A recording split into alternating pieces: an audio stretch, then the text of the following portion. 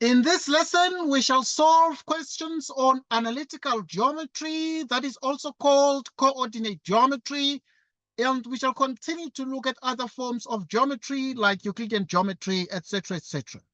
Right, in the diagram, S with coordinates 0 and minus 16, L and Q with coordinates 4 and minus 8 are the vertices of triangle SLQ, and LQ right, having LQ perpendicular to SQ.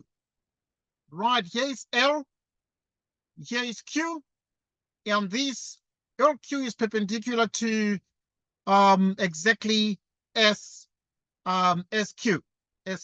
Okay, right, SL and SQ are produced 2 points R and M. Right, SL and SQ are produced 2 points R and M respectively, such that RM is parallel to LQ. Right, so RM is parallel to LQ, and that is very, very visible there. Next, SM produced, right, so you have SM produced, cuts the x-axis at N with coordinates 8 and 0, QM and M equals MN. Right, so you're able to see that exactly QM is equal to MN. T and P are the intercepts of RM and LQ, respectively. T and P, right, so you have T, right, that is here, and P are the y-intercepts of RM and L and LQ, respectively. You can see the T and P there. Calculate the coordinates of M. Right, what is the formula? Anyone? How to find the coordinates of M, the midpoint? What is the formula for the midpoint? Who knows the formula for the midpoint? So we shall look first at question 3.1 in the midpoint formula, because you want to find the coordinates of M, and M is here. So we shall say x1, y1, and then here we shall say x2, y2. x1 plus x2 out of 2, y1 plus y2 out of 2. What is x1? It is 4, x2 is 8 out of 2. y1 is minus 8, and y2 is 0 out of 2. What is 4 plus 8? 12. Divide by 2. It's exactly a 6. Minus 4 plus 0. Minus 8 plus 0, which is minus 8 divided by 2. It's a minus 4. It's a minus 4. So this here becomes the answer. So what are the coordinates of M? The coordinates of M are exactly 6 together with minus 4. Right, so, and obviously this formula here is the formula for finding what we call the midpoint. The midpoint. Right, so it's a finding coordinates of what you call the midpoint. Okay, next point. Next point. Calculate the gradient of NS. The gradient of NS. What is the gradient of NS? Well, the gradient of NS, we actually, now to find the gradient of NS, we use what we call the gradient formula. So that the gradient of NS is the same as what? It is change in y, change in x. y2 minus y1 divided by x2 minus x1. So if you have to look at n, which is here, and s, which is here, right, starting from n to s, x1, y1 at the point n, and x2, y2 at the point s, so that y2 is minus 16 and y1 is 0 divided by x2 is 0 and x1 is 8. Like so. And this is minus 16 over minus 8. And what is the result? It's a 2. And that means the gradient of ns is equal to 2, like this. Gradient of ns is equal to 2, that way. Where's the question? Dando, do you understand what is happening? Right, so in the absence of a question, you understand, Dando? Yes, sir. Okay, yeah, that is the gradient formula. The gradient formula, so this formula is for finding what we call the gradient.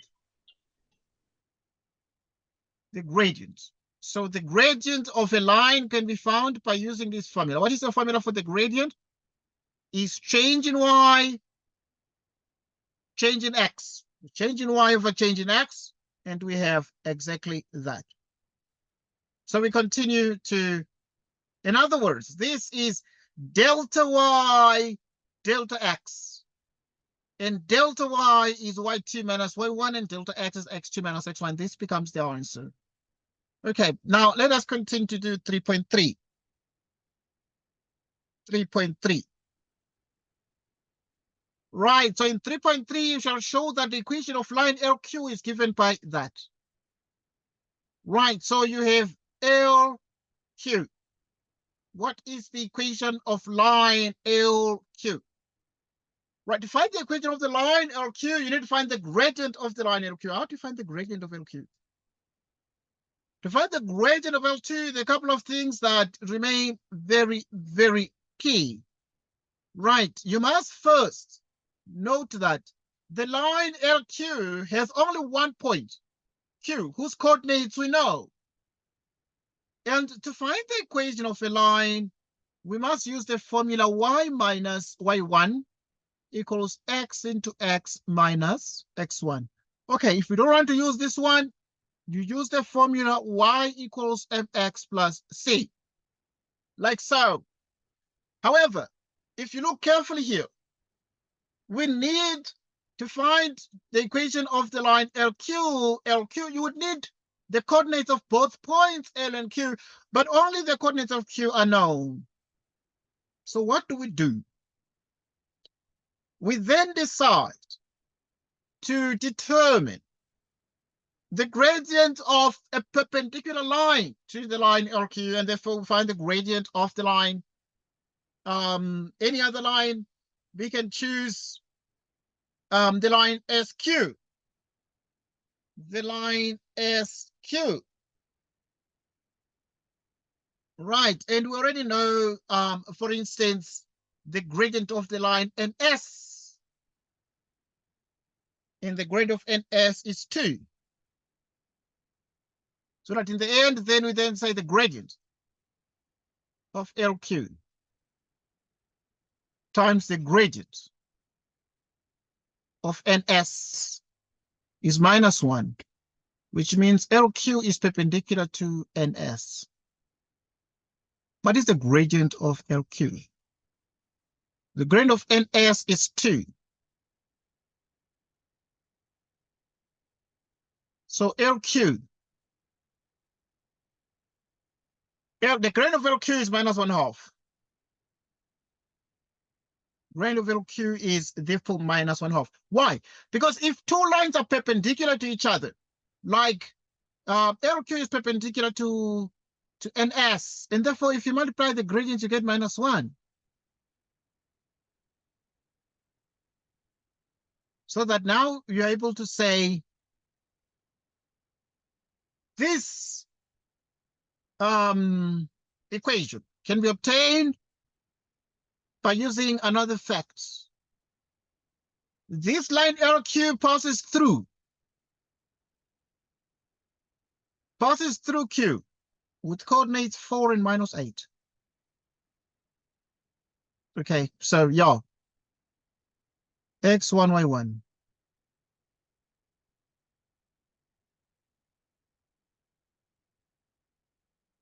Okay, like this. Like this. Okay, so look. Y1 is -8. What is the gradient? The gradient of the line LQ, whose equation we want, is -1/2, which is x minus x1 is a 4. y plus 8, which is equal to minus 1/2 x plus 2. And therefore, what you are then having here is that in the end, the equation is y is equal to, you can write it here. Right, you can write the equation down here. So the equation of the line is exactly y is equal to minus 1/2 x minus 6, because 2 minus 8 is minus 6. We have been able, therefore, to find the equation of the, in particular, we're able to show that the equation of the line LQ is minus, because the examiner gave us the answer. They say the equation is y equals minus 1/2 x minus 6. So y equals minus 1/2 x minus 6. And that is what we've shown. Okay, pay particular attention to this and make sure that you understand this. As we move to the next question. As we move to the next question. Right, in the next question, we analyze that we want to determine the equation of a circle having center O, the origin. Right, the origin has the coordinates 0 and 0, and also passing through S, this, like this. So what do we have? So now to find the equation of a circle having center the origin, and also passing through S, what is the equation of this circle? Right, to find the equation of that circle, we say x minus a squared, y minus b squared equals r squared, the center. So the equation having the center, the origin. So the center is 0 and 0.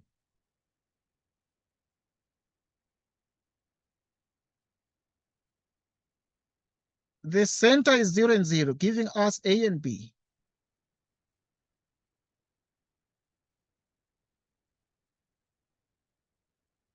Y minus that. Okay, so, but also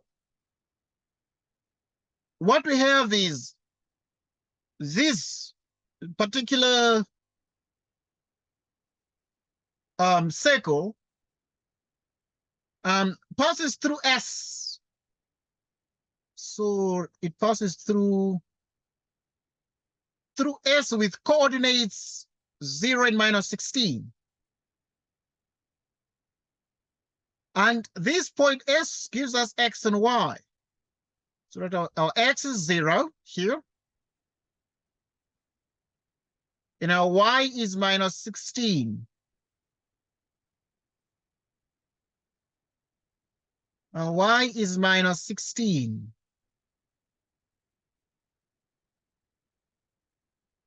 So that now if you square everything here, we're able to get 256 is the square of the radius.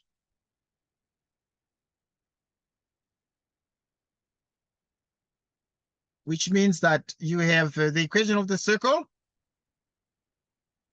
is going to be obtained from here. So now you have is x minus 0 squared, y minus 0 squared, and this is r squared, and r squared is 256,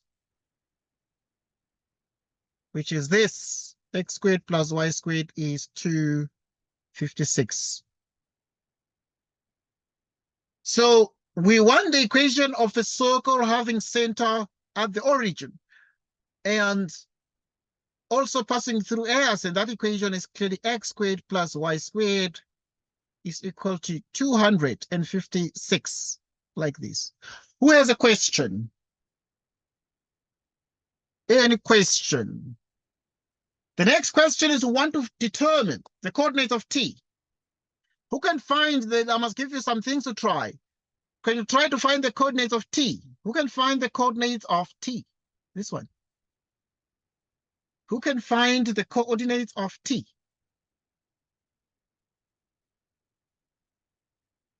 Who can find the coordinates of t? Anyone home?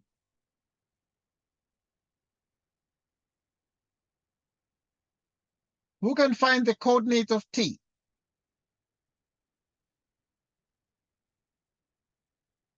Who is able to find the coordinates of t?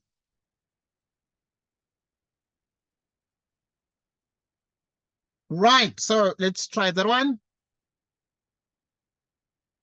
And therefore now we attempt to find the coordinates of t. Right, and t is nothing other than what? This point here. And we want to find its coordinates. And the question is, there's something we know. Now to find the coordinates of t in 3.5,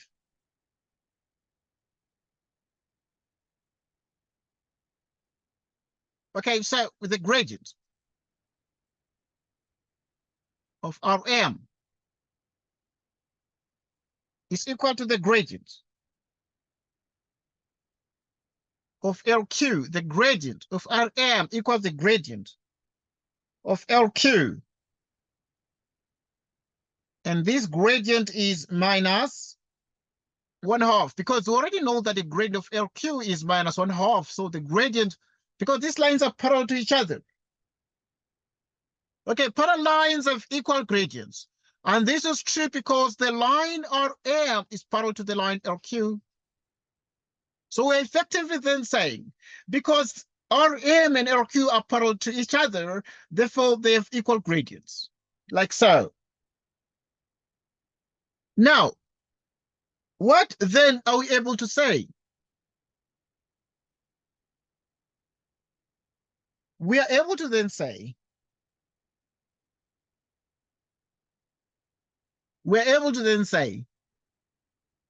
we can then be able to find the equation here. So we use y minus y1. Okay, we want to find the equation of the line RM. But the formula we use is this one, is the slope point form of the equation of a line, which is y minus y1 equals m into x minus x1. This one is called the slope point. It's called the slope point form of the equation of a line. There is another equation of a line that we call the slope intercept form, y equals mx plus c. This one is a special name. It is called the slope intercept. It's called the slope intercept form. It's called the slope intercept form. Okay, so this line here, RM, passes through. It passes through the point, because we're dealing with RM, we want to find the coordinates of T, and T lies on RM. Now, this line RM passes through a point whose coordinates we know, namely the point M. And this point M has the coordinates 6 and minus 4. 6 and minus 4. So here you write through. But okay, you must say this.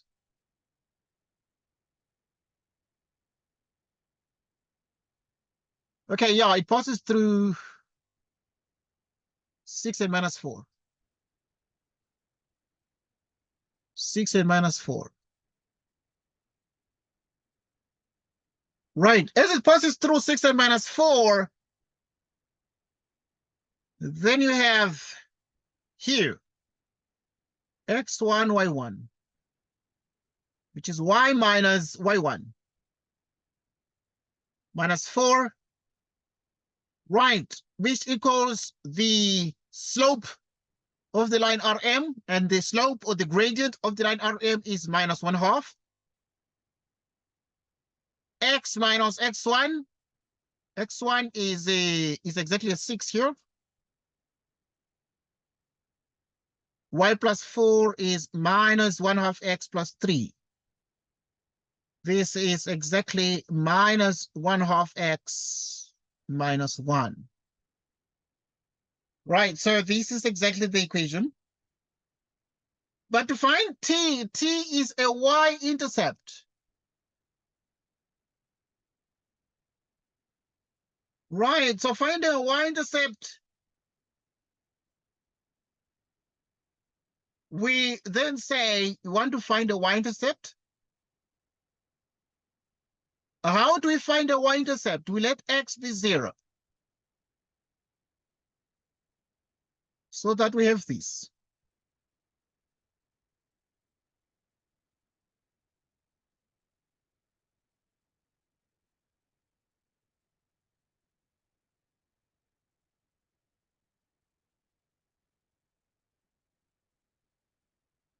So that now in the end, then you have x 0 and y minus 1. So the coordinate of t are 0 together with minus 1. So those are the coordinates of t. Those are the coordinates of t.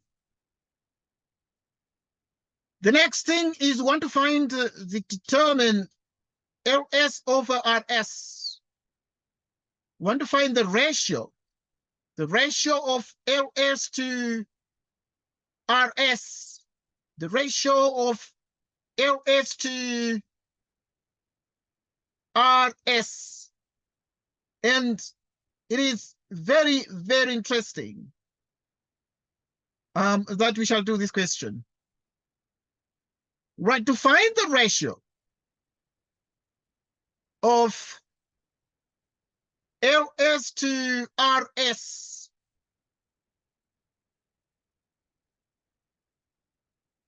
we continue as follows. So what do we do to find the ratio? Right, we need some lengths. Like, what have we been able to find? We know the coordinates of t. 0, minus 1. We know the coordinates of p. What are the coordinates of p? Right.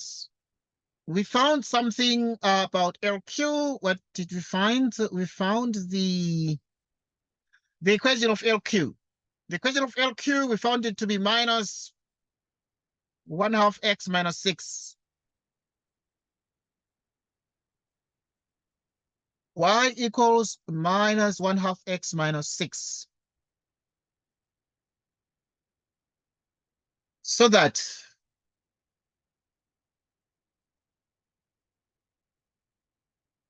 okay, the y is minus 1/2 x minus 6. That is the equation of LQ. And that gives us the coordinates of P, because now when you want to find the coordinates of P, you let x be 0. When x is 0, y is minus 6. When x is 0,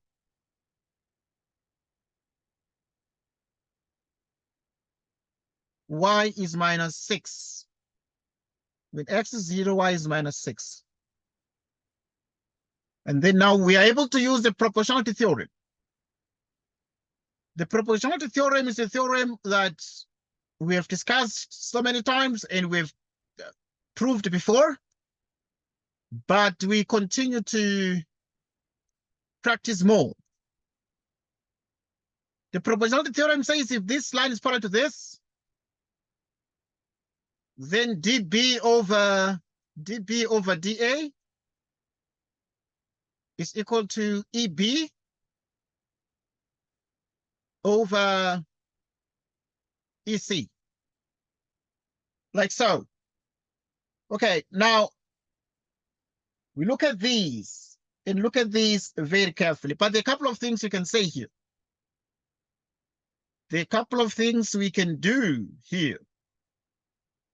We can do some addition. There's a small game that we play with this, and I want us to play the game. So this is dB over dA, and then you add 1 on the left. You have EB over EC. You add 1 on the right. Okay, if you add these things here, this is dB plus dA over dA. And this is equal to EB plus EC over EC. Okay, let's look at dB. dB plus dA. What is dB plus dA? dB plus dA is AB. So you can also write this ratio as AB over dA. And then now if you have EB plus EC, it is BC over EC. Right, so this is what you have. This is what we have.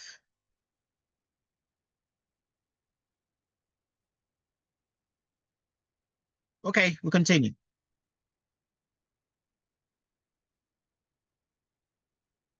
So now to find this ratio, we can just say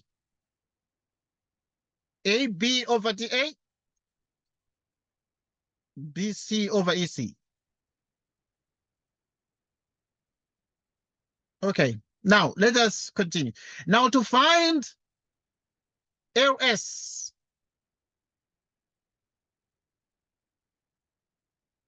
right,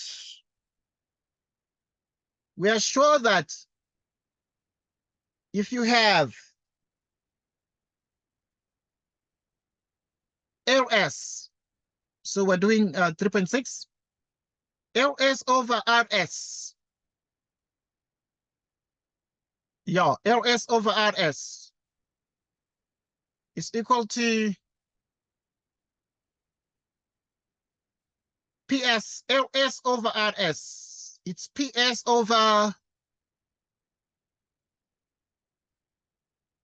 right, so, because now I want us to look at this very carefully. So if you're having LS over RS, it's PS over TS, like this. And this is true by the proportionality theorem. It is true because LQ is parallel to RM. Okay, let's look at that.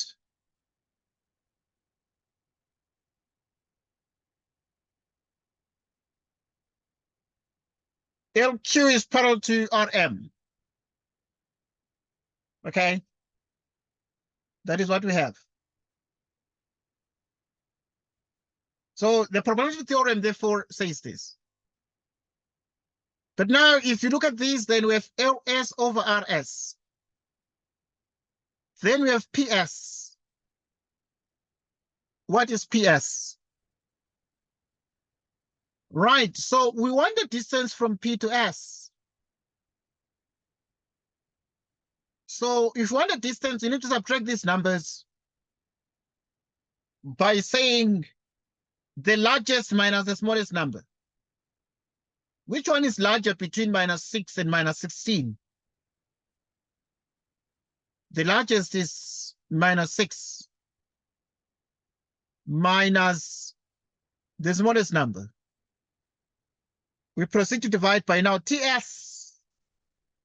You take the largest minus the smallest.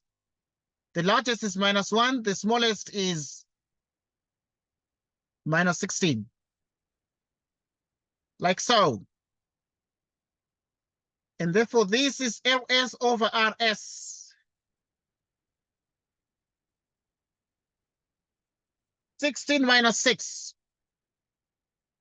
16 minus 1. What is 16 minus 6? It's 10 out of 15.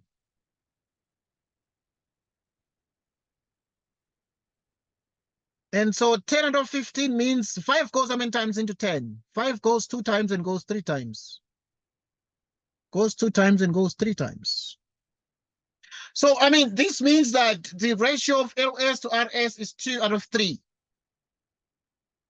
2 out of 3. 2 out of 3. 2 out of 3.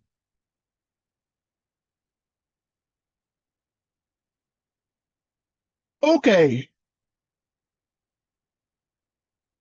Where's the question here? Who is confused? Who is confused?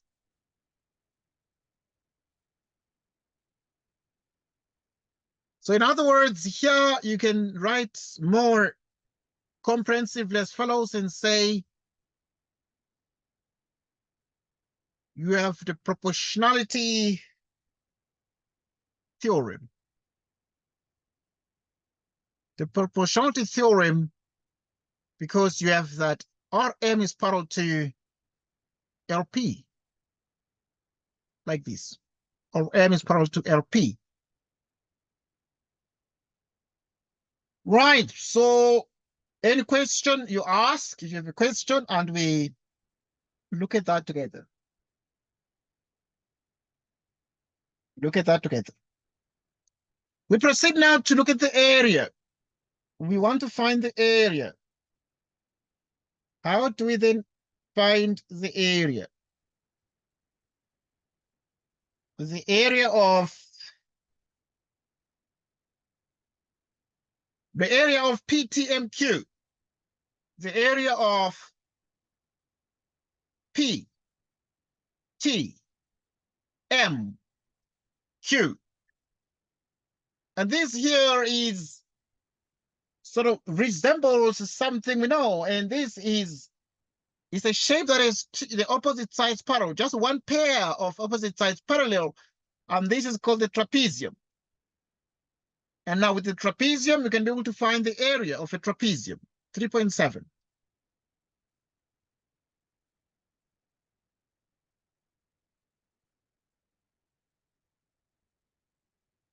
Area of PTMQ.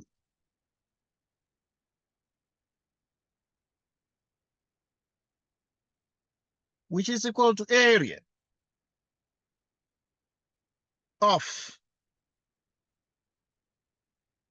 triangle TSM minus area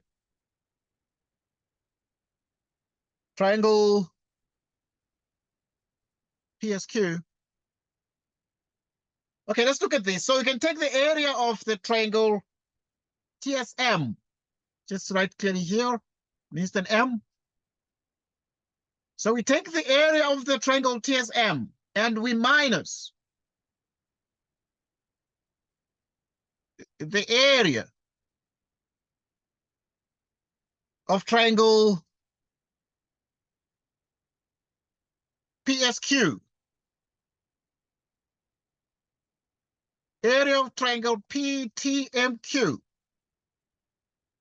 So what is the area of triangle TSM? Area of triangle TSM.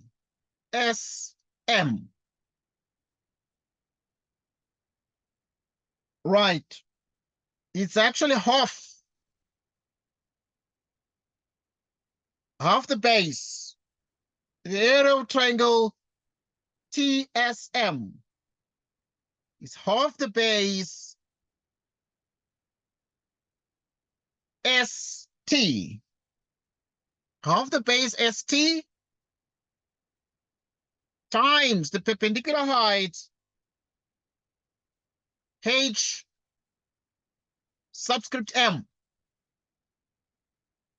H subscript M. Okay, let's look at that. So in other words, if you want to find the area of the triangle TSM, right, you have TSM, you say half the base, and if you take the base ST, and then you multiply it by the perpendicular height through M. And obviously you are dealing with the area of the triangle ST. T, that is TSM.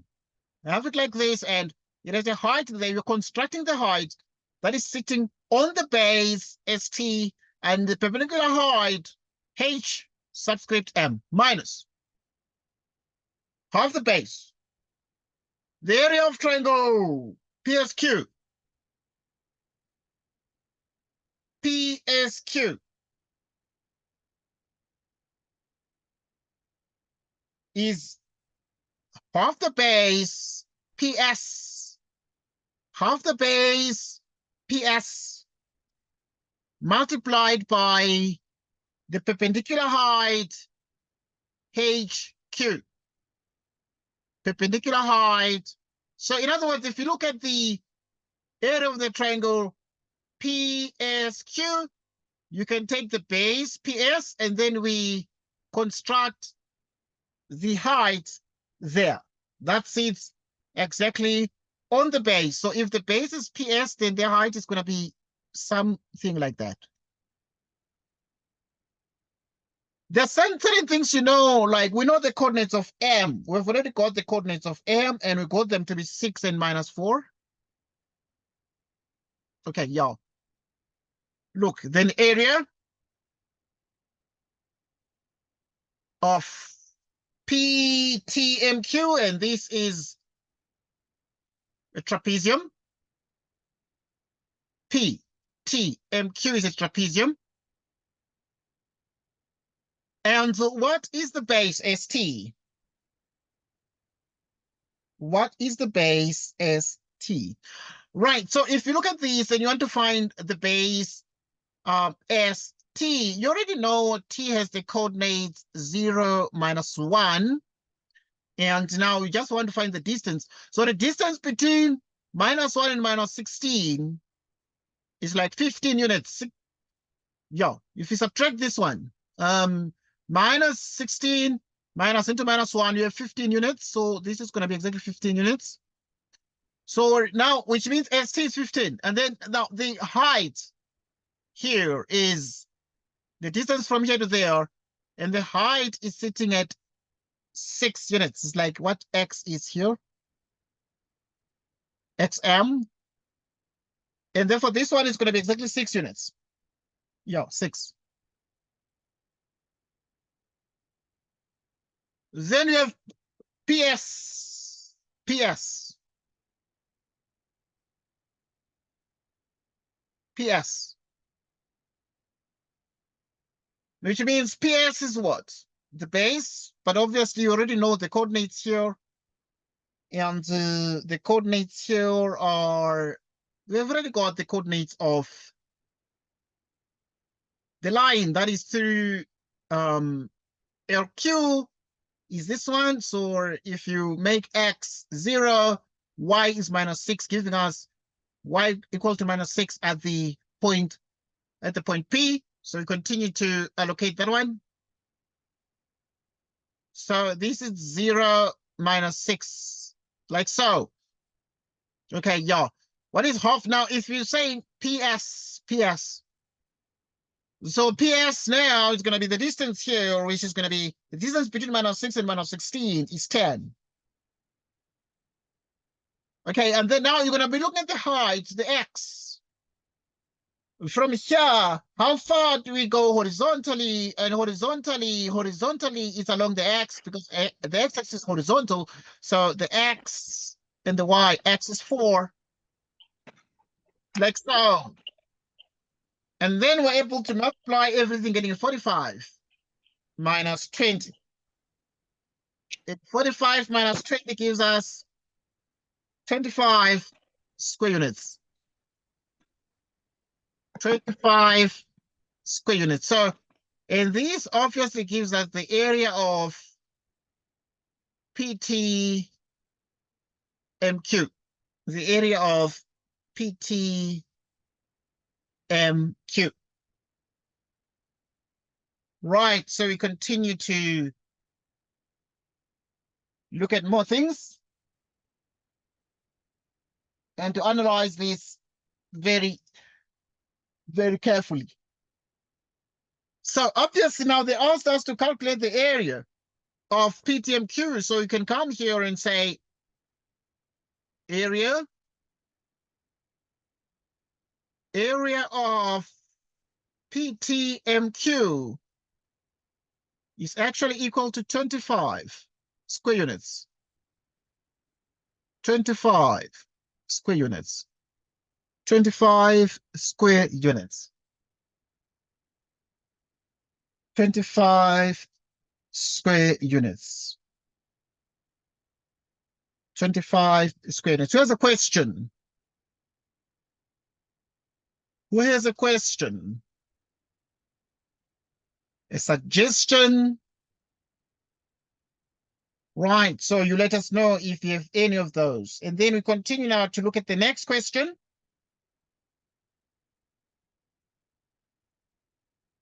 Right, the next question is a circle. In the diagram, P has coordinates -3 and 4 is the center of the circle. Here is P, and it is the center of the circle. V with coordinates K and 1 and W are the endpoints of a diameter. So you need to say V and W. So V and W are the endpoints of a diameter. The circle intersects the y-axis at B.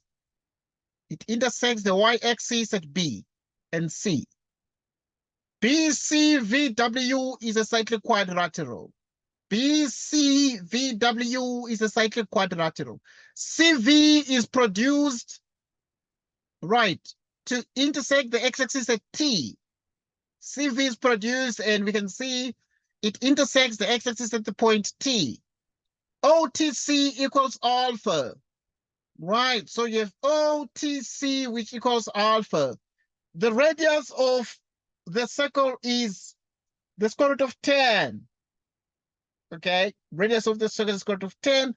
You could also say square root of 10 units. Right, because radius is distance.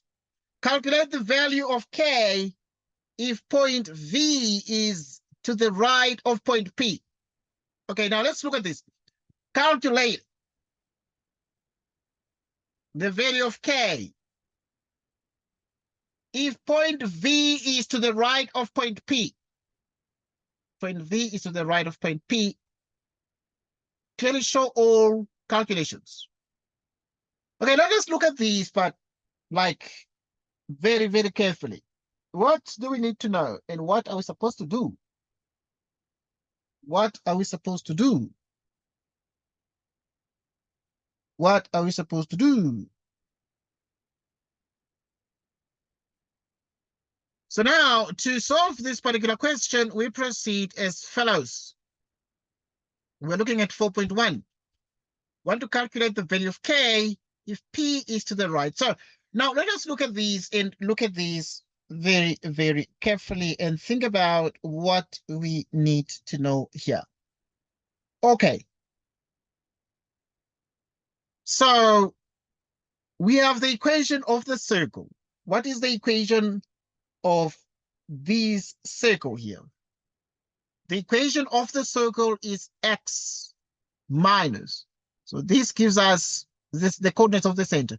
So it's x minus, open bracket, minus 3, and you square these plus y is y minus 4, and you square this. It is equal to the radius squared, and the radius is the square root of 10. So here, the radius is the square root of 10. So yeah, it is this. So you have this square root of 10. Like this. Which means x plus 3. Y minus 4. 10. This is the equation of a circle, so the equation of the circle. Now, this circle passes through V. It passes through V with coordinates K and 1. And this is X and Y. So which means it is K plus 3. 1 minus 4. Okay, we're plugging in the Y because the Y is 1 here and the X is K. We square this and the result is 10. K plus 3. You square this plus 1 minus 4 is what? Is a minus 3, and if you square that, you get a 9. And this equals 10. This implies that you have K plus 3. K plus 3, which is square, and the result is 10 minus 9, which is a 1. We apply the square root on both sides of the equation, like so. Which means K plus 3 plus or minus 1. Which means K plus 3 is 1. K plus 3 is minus 1, which means K is minus 2. K is minus 4. Okay.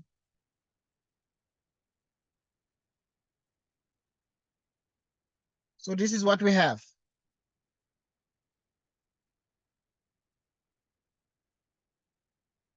So obviously we analyze this question and look very carefully and think about what must be known and be understood here. So the question we're asking then is, because K is value of K, if V, right, if point V is to the right of point Q, to the right of point Q. So in other words,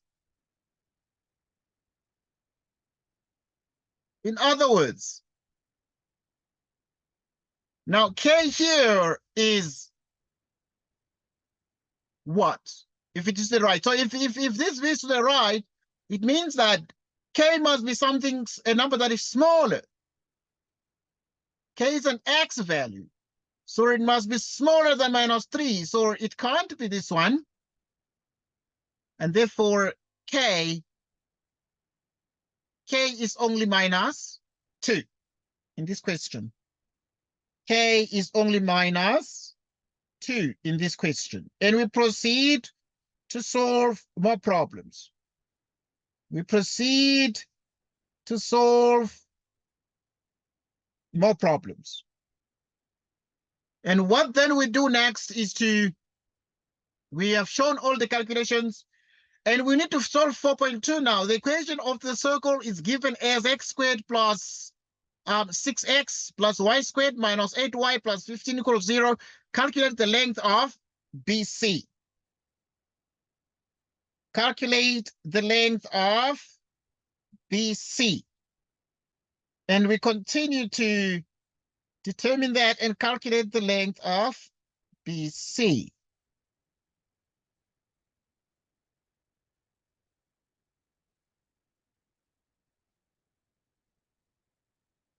Right, so we continue.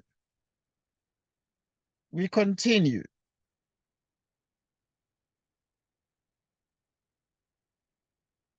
Right, so to calculate the length of BC, what is BC? BC is this one here. So let us do 4.2. Right, in 4.2, want to calculate the length of BC. B is this and C is that. What is the length here? Right, so to find the length of BC, we proceed as follows. We take note of a couple of things, but most importantly,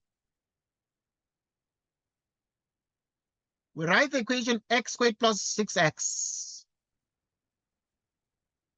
plus y squared minus 8y plus 15 equals 0. And you want to find the length of BC, and this BC here is on the y-axis. So these 2 points, they're like y-intercept. So you want to find the y-intercept of a circle. How do you find the y-intercept of a circle? Right, so to find the y-intercept, you let x be 0.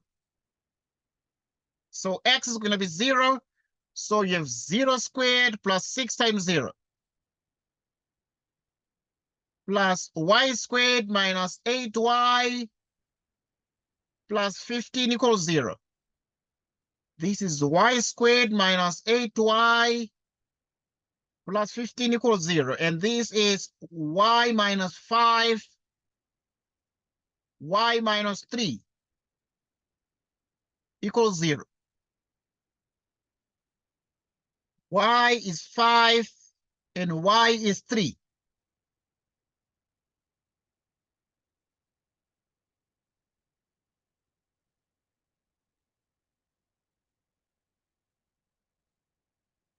Okay. So what do we have here?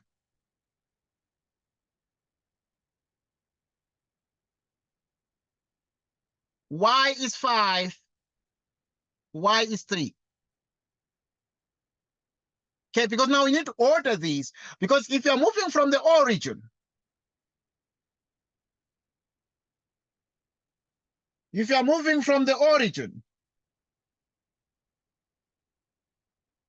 right, so it means therefore, what is the distance between 5 and 3? 2, sir. 2, well done. So BC then is equal to 2 units. BC is 2 units. Thanks so much for that answer. Thanks so much for that answer. So now we continue to solve the next one. So now if k is negative 2, calculate the size of alpha. Right, if k is negative 2, calculate the size of alpha. Let us look at this one. So we're looking at 4.3.1, and we're saying if k is negative 2 here, which means that v is minus 2 and 1. Right. Okay.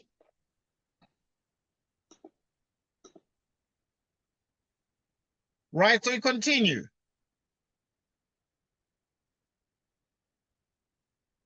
Right, so we continue. We continue to solve this one.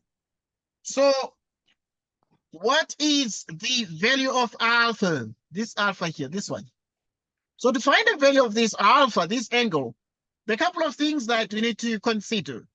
We need to look at a couple of things, but, well, you already know the coordinates here.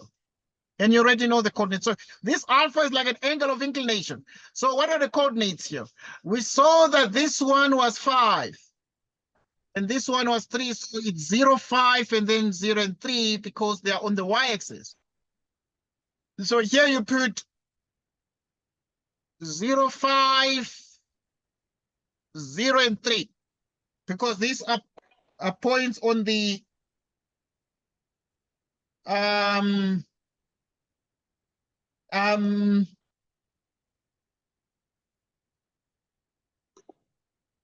okay, so that in the end, therefore, now to find the alpha, we then obviously have to consider the k value. There's the coordinates minus 2 and 1. In which case, therefore, we want to find. So you have the line segment CV, B, minus 2 and 1.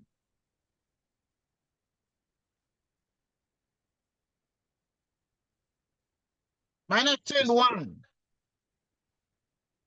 Okay, I already written V, and then I want to write the other point. The other point, whose coordinates we know? We know the point what? The point C. The coordinates 0 and 3. We know the point C with the coordinates 0 and 3. And therefore, we want to find the gradient. So this is x1, y1, and this is x2, y2. So we continue to analyze these, but very, very carefully as follows. And then say the gradient of this line here. The gradient of this line. So the gradient of this line is nothing other than what? Right, the gradient of this line is the it's like the gradient of, can call it the gradient of C. Right. Each time you find the gradient or the slope, you use delta y, delta x. Okay, good. But delta y, delta x, it's y2 minus y1 all over x2 minus x1. Okay, now we have the x1, y1, x2, y2 here. So which means that y2 is a 3 minus the y1 is 1 here. x2 is 0. x1 minus 2, like so, giving us 3 minus 1, it's 2 over 2, which is 1. Okay, this gives us that the gradient of TC is 1. Okay, once we get this gradient, we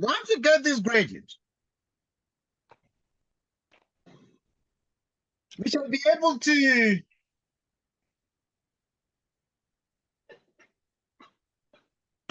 we shall be able to find to note that the gradient of TC is the tangent of alpha. And that is the formula. So now we note that always we say the gradient is equal to the tangent. Okay, now if this is the case, what is the gradient? Which means therefore that you can come and say the tangent of alpha is 1. Which means alpha is octane 1. Alpha is octane 1.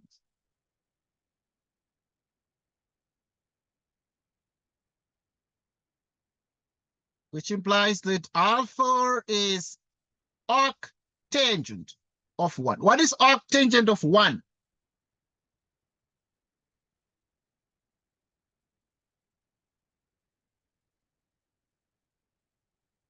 Right. So that you have, right. So we continue.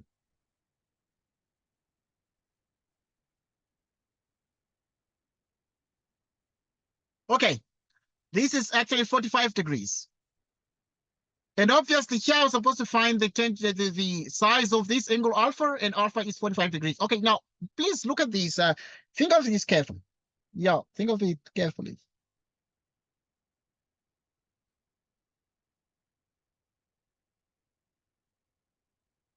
Think of this very, very carefully.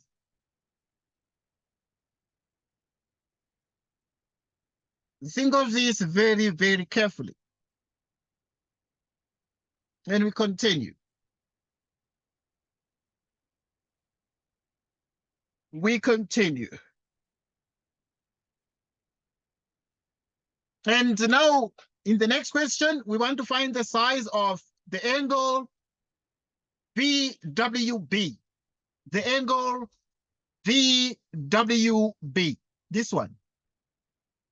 What is the size of this angle VWB? What is the size of that angle there?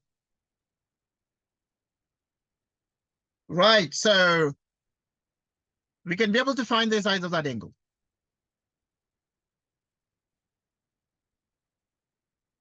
Right, so obvious to find the size of that angle, there are a couple of things we can realize. So we take note of the fact that this angle we already know is 45 degrees. This angle you already know is 45 degrees. If this angle is 45 degrees, this one is 90 degrees. Okay, I remember that in this triangle, then the sum of all the angles must be 100 and 180 degrees. So 90 here, 45 and 45. 45 plus 45 degrees is 90 degrees. Okay, this one here is equal to this angle there. So this guy is also 45 degrees. That angle is also 45 degrees. But this one is exactly the angle, because now they want VWB. VWB. So first things first, we note that TCO, right, can write that. Angle TCO. Right, this angle TCO is 45 degrees. Angle TCO is 45 degrees. Why is it 45 degrees? It is 45 degrees because of the sum of interior angles of triangle. Because of the sum of interior angles of triangle. So that in the end now, this is exactly 45 degrees. This one is 45 degrees. Once it's 45 degrees, then you're able to see that the angle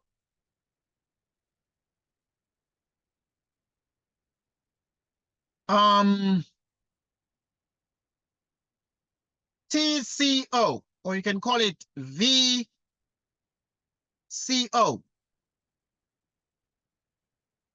Therefore, the angle VCO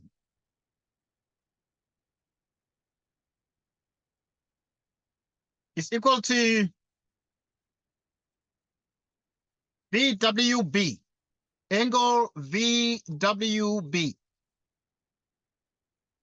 Okay? Which is 45 degrees. Why is VCO, this angle, VCO equals VWB angle VWB? Well, it's because the exterior angle of cyclic quad, exterior angle of cyclic quad, exterior angle of cyclic quad, like so. So we have found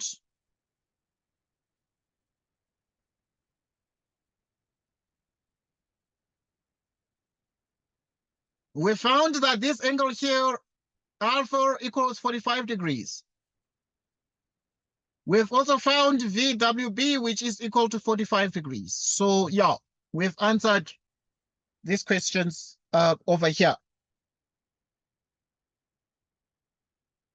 Let's look at the next thing. Right, the next question. Right, in the next question, we answer part 4.4 of this question. A new circle is obtained when the given circle is reflected in the line y equals 1. See, okay, now there is x and y. Okay, so there's a line.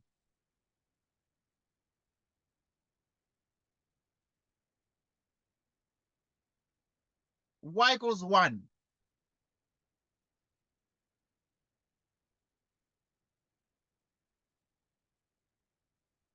Okay. X and Y.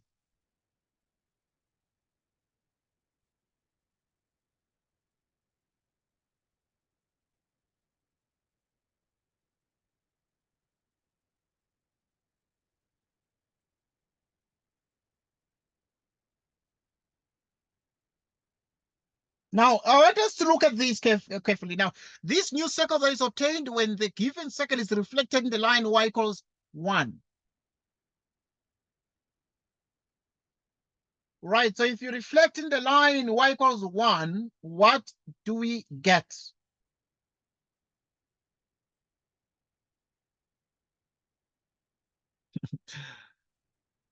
Right, so yeah, we're able to get a couple of things. And they're saying determine the coordinates of Q, the center of the new circle. Okay, so in other words, if you reflect, this is the line y equals 1. Okay, reflection of this line is going to be like this. This is going to be like this, giving a Q with the coordinates of some points. But now look, if this one is reflected, this here, it's going to be the same distance. So the distance from here to there is the same. And also, that means the x is going to be the same. X, y. So which means Q is going to have the same x. It's only the y that's going to be different. But if you go here 1 unit up, and here it is how many units here? Right, above 1, it's, okay, y is 1 here, but y is 4 there, and the difference is 3 units here. So you do another 3 units here. So if the distance is 3, it must be 3 units here. So 3 units is going to be exactly 1, and then 3.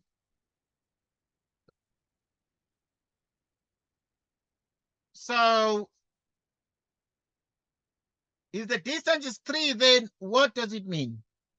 This one is already 1, so you need 2 here. So if you need 2 here, this is going to be at -2. This is going to be at -2. Okay, they're saying the coordinates of Q, and therefore the coordinates of Q are clearly -3 together with -2, like this.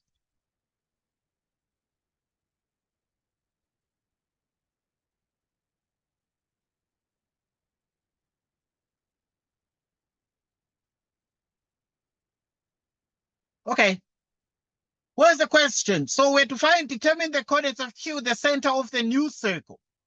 So the center of the new circle is the coordinates -3 and -2. Where's the question? Where's the question? Now we need to determine the equation of the new circle in the form that, okay? So this new circle has the coordinates -3, -2. And so we need to determine the equation of the new circle if this is the center. Right, remember that this new circle, it's going to have, because it's this one reflected, it's going to have radius square root of 10 units. It's going to have radius square root of 10 units, and that means we'd have x minus a squared. Y minus b squared.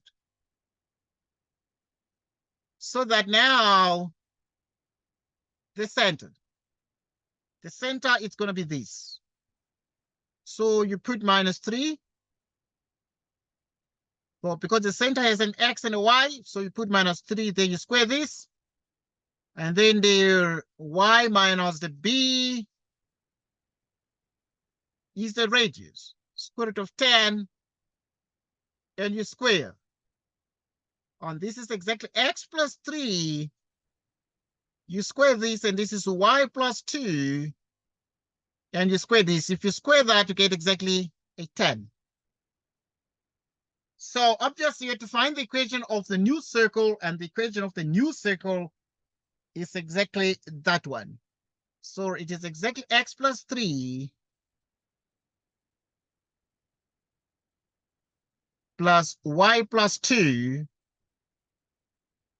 which is 10.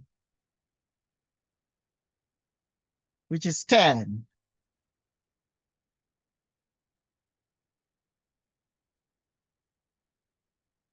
Right. Which is exactly 10.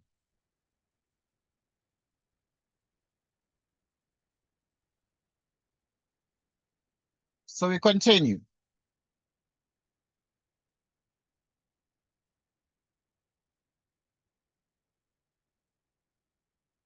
So now we need to determine the equation of the new circle in that form.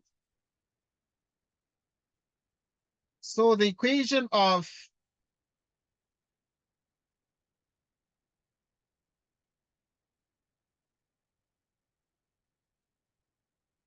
okay.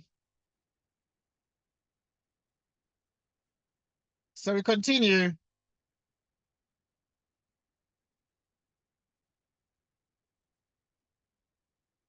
Right, to determine the equation of the new circle in that form, we have found the equation of the new circle in that form. Right, where's the question? Where's a question? Right. Where's the question?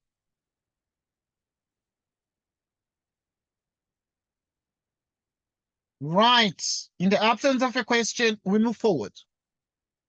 And we tackle 4.4.3. The equations of the lines drawn parallel to the y-axis passing through the points of intersection of the two circles. Let's look at that one very carefully. Right, looking at 4.4.3, you want to find the equations of the lines drawn parallel to the y-axis passing through the points of intersection of the two circles. So obviously, if you reflect about the line y equals 1, there's going to be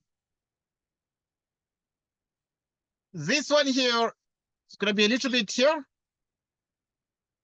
And if you put a mirror along the line y equals 1, it's going to show the whole big circle there, like so. Okay. What then do we do with this information? We then continue to analyze these with match quotient. With match quotient, and we continue to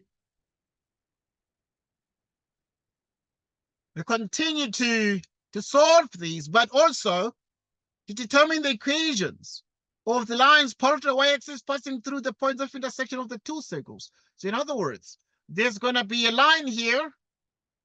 There's a point of intersection. There's a line here like this. There's another line here like this. Okay. So there's another line here like this. There's another line here like this. Okay. So now,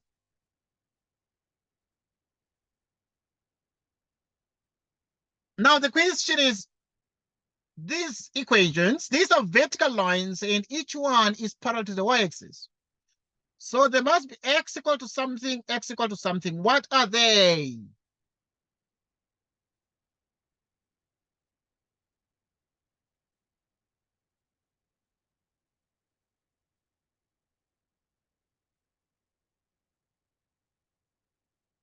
Okay. What are those lines there? What are they? What are those lines? What are they? Those lines. What are they? And how do we find the equation? So in other words, at this point, we need to think and realize that we need to find the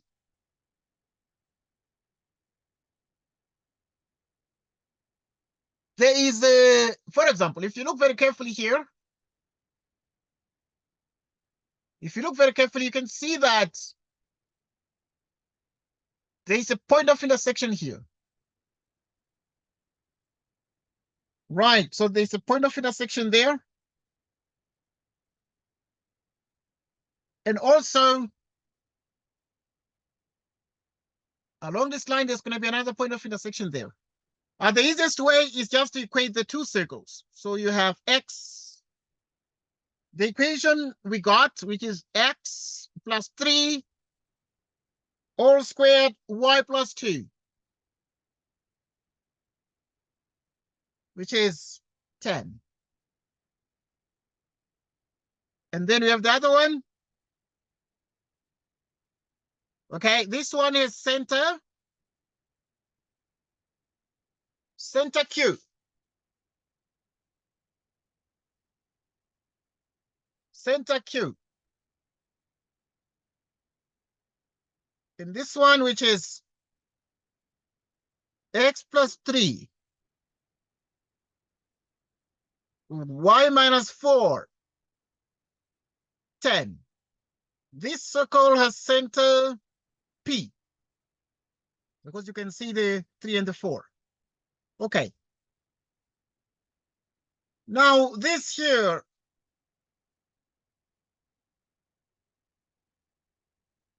are the two circles whose equations we know. But now you can use any one of these circles with y equals 1. Okay, y equals 1. So you're going to use x plus 3. You square, and then y equals 1. You add 10. X plus 3 squared plus 1 plus 2 is 3. You square that, it's a 9. 10. X plus 3 squared. 10 minus 9 is a 1.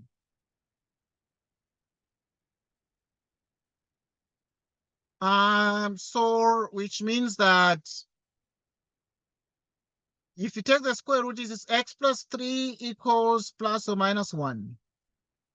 X plus 3 is 1, or x plus 3 is minus 1, which means x is minus 2, or x is minus 4.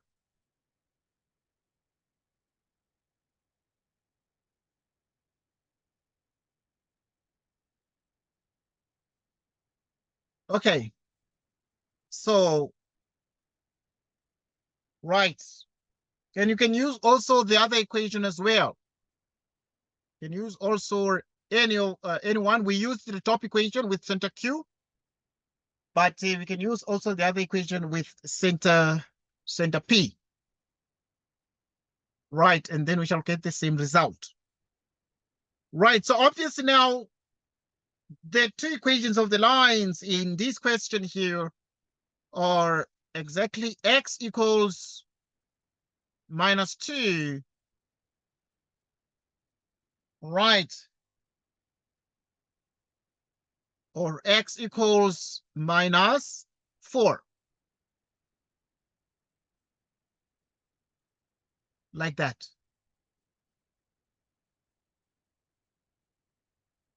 So we got that answer, and we've been able to solve question 4.3 that way.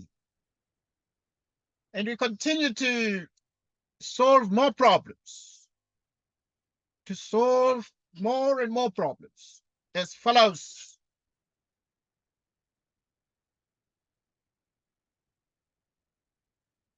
Right, so yeah, trigonometry is okay. But I want us to sine, cosine rule. We did that last year. 11, and it's also there in matrix. So we're going to discuss it, the sine, cosine rule, when the time is right.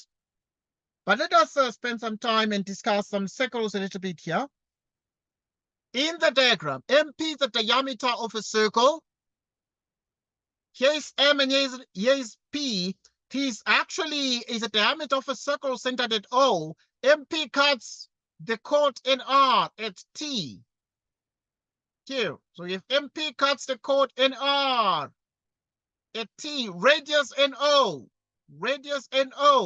and chords PR, MN, and MR are drawn, the angle R1 is 69 degrees. Here's the angle R1. It is actually equal to 69 degrees there. We proceed to solve this problem, but to solve this problem in a step-by-step fashion. Now, determine, giving reason, the size of the angle R2. This angle here. What is the size of that angle? What is the size of that angle? And first things first, right, I can give you some time, some chance to try that one. Right, anyone home who can try that one? What is the size of the angle R2 and why? Tando, what do you think? What is the size of the angle R2? R2 is 21. 21 degrees. Well done. Right. So to find the size of the angle R2, we first know that this entire angle equals 90 degrees. So we say the angle MRP is actually equal to 90 degrees minus 69 degrees, which is 21 degrees. Okay, but first, let us do this. I'm going to write it a bit nicely. So we say the angle MRP, that's what I'm trying to say there. The angle MRP is equal to 90 degrees. And why is this angle equal to 90 degrees? Because it is an angle subtended by diameter. The angle MRP is obtained by diameter, so it is an angle in semicircle. Angle in semicircle. Angle in semicircle. And we're able to then say, hence,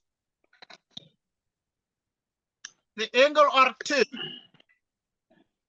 is 90 degrees minus 69 degrees. So that the angle R2, as it is wanted, it is actually 21 degrees. It is 21 degrees.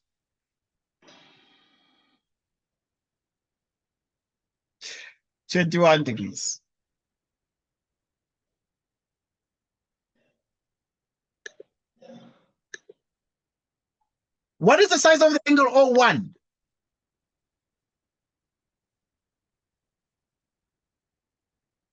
This one. Anyone who can find the size of the angle O1? So continue.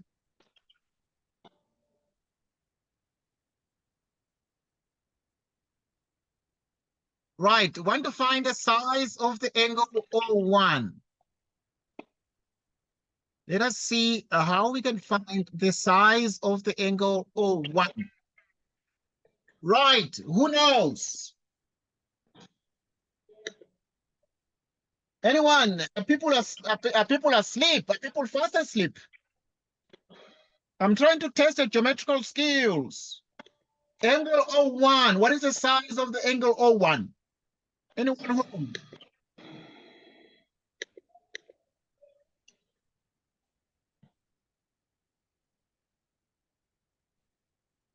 Right. What is the size of the angle O1?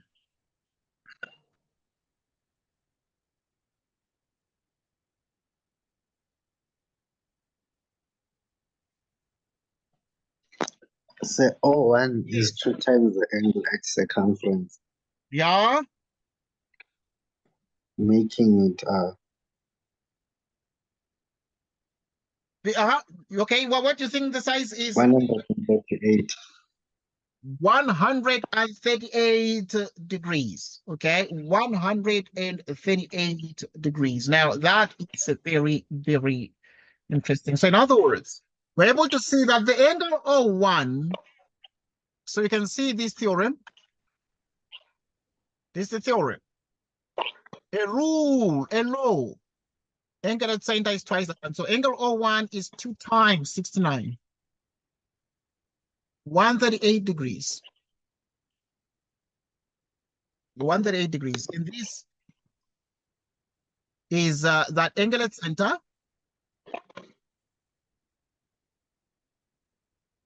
is equal to 2 times angle at circumference. 2 times angle at circumference. Right, so we have that the angle 1 is 138 degrees. 108 degrees. What is the size of the angle M1? Anyone? The size of the angle M1. Who knows? M1. 21, sir. 21 degrees. Okay, well done. Why is it 21 degrees? That's Senulo. Why is it? Your answer is correct, Senulo. Yeah, it is 21 degrees. I agree with you, but why? Why is it not like 1 billion degrees, or somebody can say it is a trillion Angles in degrees? the same segment, sir. Angles in the same segment. Okay. Your angles in the same segment. With which one?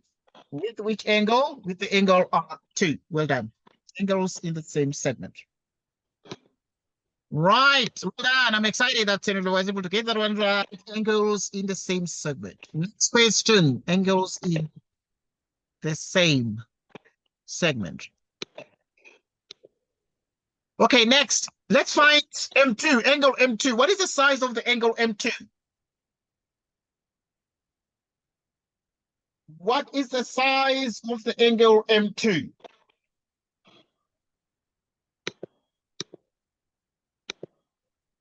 Anyone?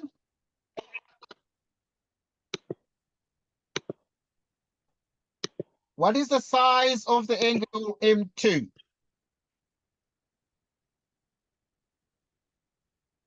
Who knows? The angle M2. Let me clean the board. Let me clean this up.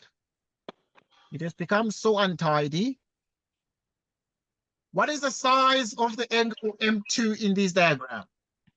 The angle M2. What is the size of it?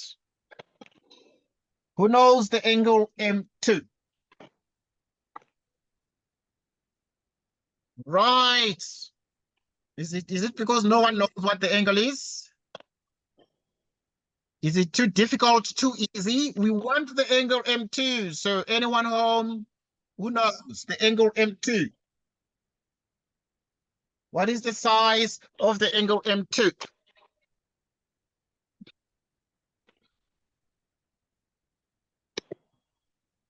What is the size of the angle M2? No one knows. Because you can see the M2 is this angle here. Right. Tando, what do you think angle M2 is? Anyone? The angle M2. Just remove this. The angle M2. M2. Yes. What do you think? It's already too obvious. It's already very, very obvious. Obvious. The angle M2. The angle M. So isn't it 21? It's close to that, but it's different. It's close to that, but it's different. Right, it is close to that, but it's different. So, yeah, so what is it?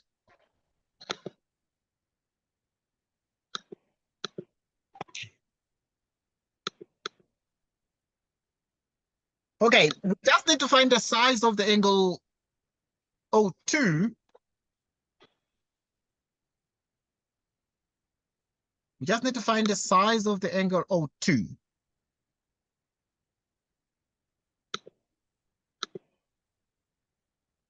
We need to start, because if it is further given that NO is parallel to PR, NO is parallel to PR, so yeah, like this. Those are parallel. So if you have NO is parallel to PR, So this angle is equal to this.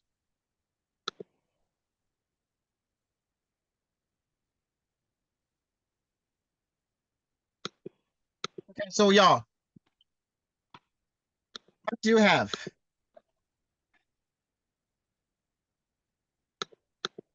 So what is the size of the angle O2? Okay, let's start there. Who can find the size of the angle O2? 42, sir. It is 42 degrees. Well done. Why is it 42 degrees? I agree with you. Sum of Yeah, angles of straight line. yeah, definitely, because we've already found 01 to 138 degrees. So this one is that in the it is the angles. We just say angles on a straight line. And obviously, I mean, the best way is to say the angles must be next to each other on a straight line. And to say that they must be next to each other on a straight line, we say they're adjacent angles on a straight line. Adjacent angles on a straight line.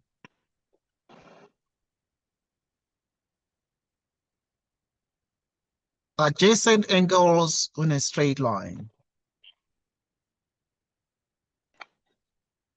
Okay. So we continue. Adjacent angles on a straight line. Okay, so yeah, that's O2. So O2 is 42 degrees. Then what is angle P? Then what is angle P? What is the size of the angle P? This one. Angle Same P. size, sir. Why? I agree with you, but why? Alt angles.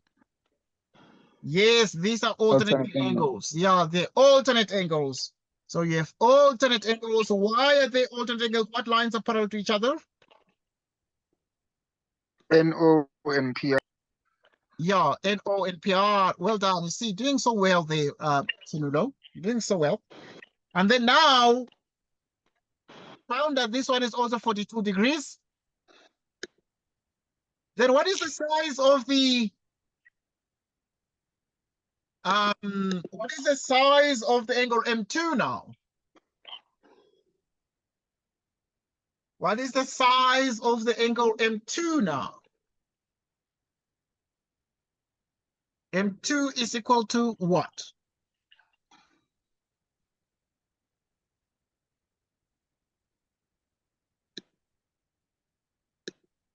M2 is equal to what? 58, sir. Please come again. 58. Okay, you close, but there's something small missing. Just do your algebra. The addition did not quite go right. Just add your numbers correctly. You close to the answer. 48, sir. 48. Yeah, I can 48, see 48. 48, 48 degrees, because you just said 58, so I was like, okay, you're too close to that. It's actually exactly 48 degrees. Right, since it is 48 degrees, what is the reason for that? The reason for that, Interior angles of a triangle. yes, the sum of the interior angles of a triangle, and obviously we say that the sum of angles in triangle. Sum of angles in triangle. Sum of angles in triangle. So we found the size of the angle M2, and therefore we have that the angle M2 is equal to 48 degrees. The angle M2 is equal to 48 degrees. Is equal to 48 degrees.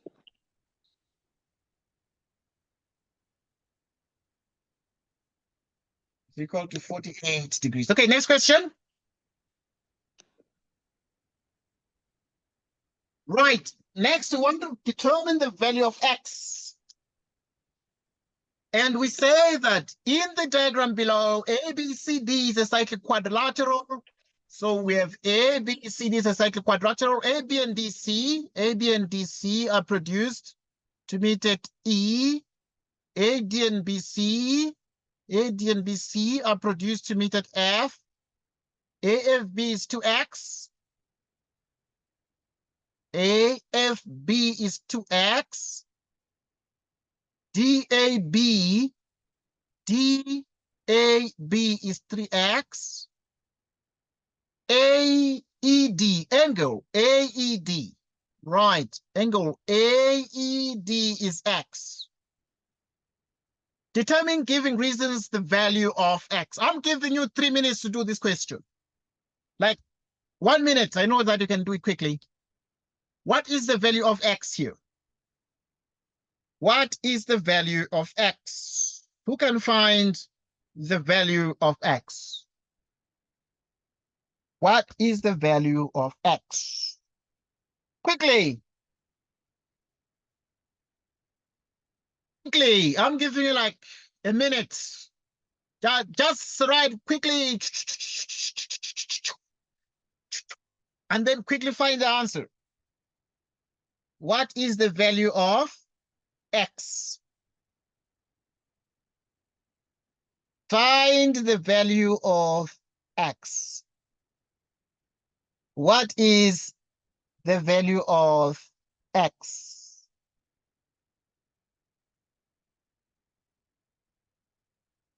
What is the value of x?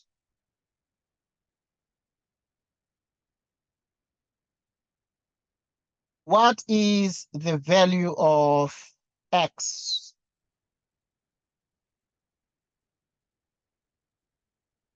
Who knows? Senula, what's the answer? Still calculating, sir. Okay. Tando, what is the answer, Tando? I'm not done, sir. Okay, are you able to see the question? Yes, I am. Okay, good. Please notify me as soon as you found x, because the question is saying determine, giving reasons, the value of x. Determine, giving reasons, the value of x. Determine, giving reasons, the value of x.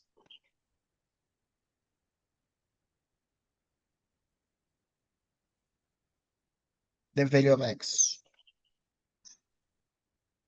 Determine, giving reasons, the value of x. Right. Determine, giving reasons, the value of x. Right. Exactly the value of x. Value of x. The value of x.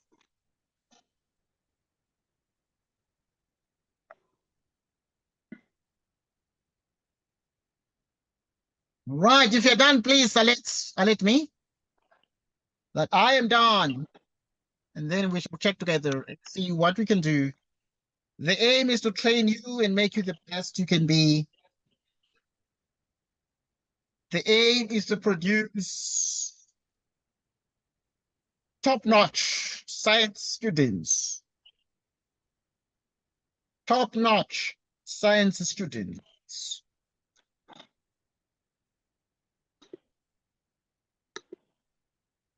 Top-notch science students.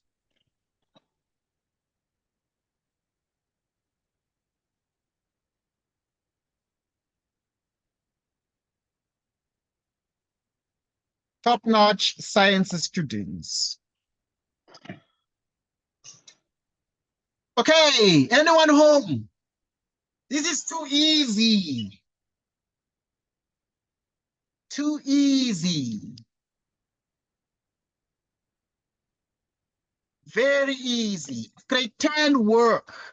Grade 10 work mixed with grade 11 work.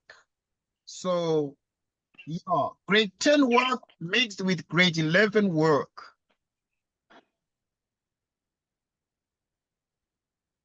Right. So who knows? Here's the answer. Who has the answer?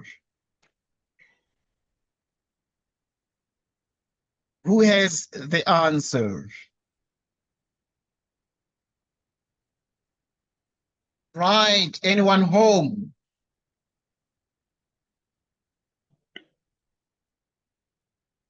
Anyone home? No one. Sanulo, how far?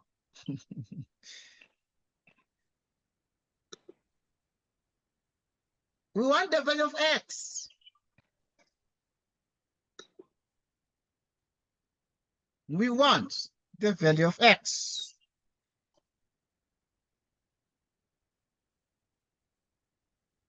We want the value of x. Hey. 20. Please come again. 20. Well done. Congratulations. That's Sanulo, right? Congratulations. Yes, sir. It's exactly 20 degrees. And we're going to use the grade 10 result here. If you have A, B, C, and this is 1 and 2, then the angle C1 is A plus B. And we say exterior angle of triangle. Exterior angle of triangle. So now if you have here, you have this.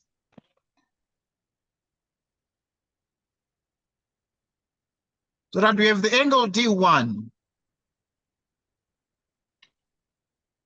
Right, this is exterior angle of the triangle, so the angle D1 is equal to x plus 3x, which is equal to 4x.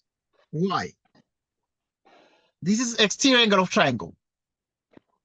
Exterior angle of triangle.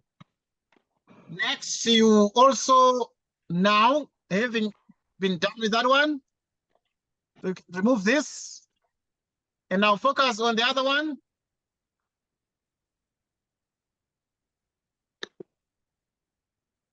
And you have this. So you can find now the size of the angle B1, for example. The angle B1 is the exterior angle of triangle is equal to 2x plus 3x, which is 5x. Exterior angle of triangle. So we take those angles and we put them here.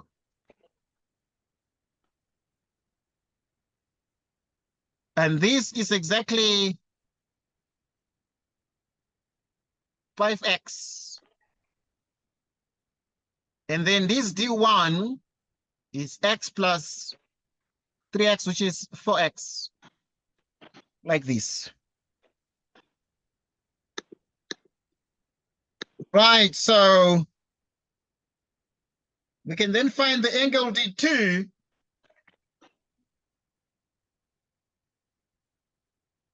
The angle D2 is 180 degrees minus 4x. This angle D2, this one here, is 180 degrees minus 4x. Why? These are adjacent angles on a straight line. Adjacent angles on a straight line.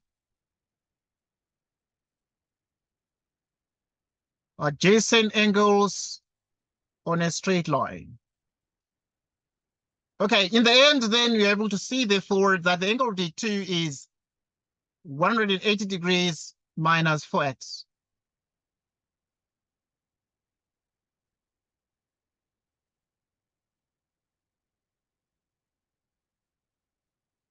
Okay, so yeah, you have this one and that one. And then from this, we're able to see that the angle B1 is equal to the angle D2. Why? Exterior angle of cyclic quad. Exterior angle of cyclic quad. So that the angle B1 is 5x. The angle D2 is 180 degrees minus 4x. And you bring this one across, it becomes 9x is 180 degrees, which means x is 180 degrees divided by 9. And 180 degrees divided by 9 is exactly 20 degrees. It's exactly 20 degrees. So determine the value of x. X is 20. X is exactly 20 degrees.